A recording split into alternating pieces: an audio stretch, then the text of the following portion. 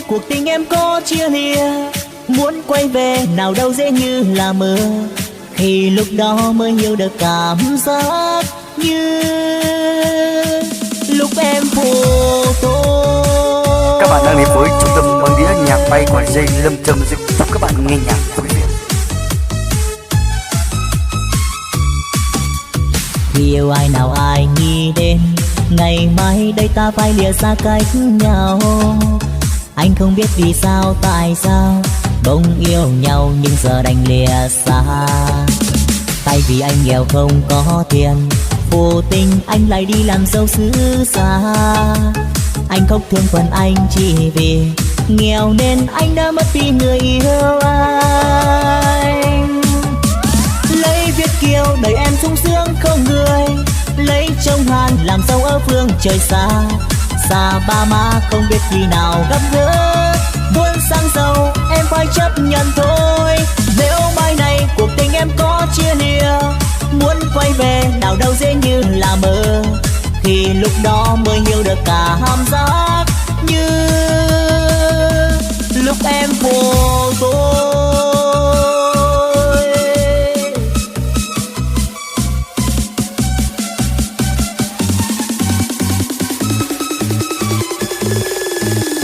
Nếu mai này cuộc tình em có chia lìa, muốn quay về nào đâu dễ như là mơ.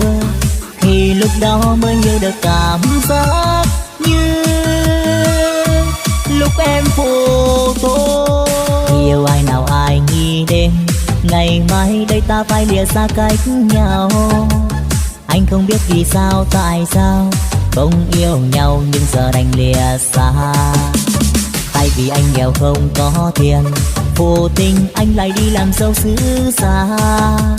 Anh khóc thương phần anh chỉ vì nghèo nên anh đã mất đi người yêu anh.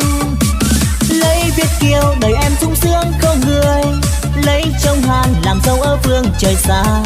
Xa ba má không biết khi nào gặp gỡ, buồn sang giàu em phải chấp nhận thôi. Nếu mai này cuộc tình em có chia lìa, muốn quay về nào đâu dễ như là mơ.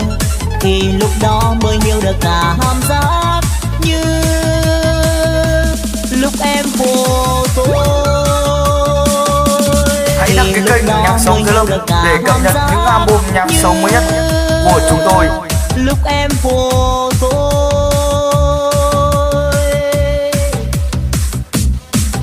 Những album nhạc sống mới nhất chỉ có duy nhất trên mạng nhạc của tôi, được phát sóng độc quyền tại địa chỉ kênh DJ Lâm Trầm Music.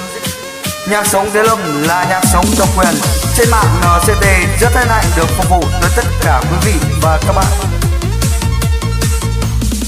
Anh vui nhất khi ta đi chung đường, anh mong mãi được cùng đi bên em. Mình trong tay cùng anh đi và anh nói em biết một điều, anh yêu mình em mãi thôi. Anh yêu mãi yêu em yêu muôn đời, anh xin suốt cuộc đời yêu thương em. Tình yêu anh dành cho chỉ người chân thành không có giá rồi, nguyện được cùng người tay nắm tay.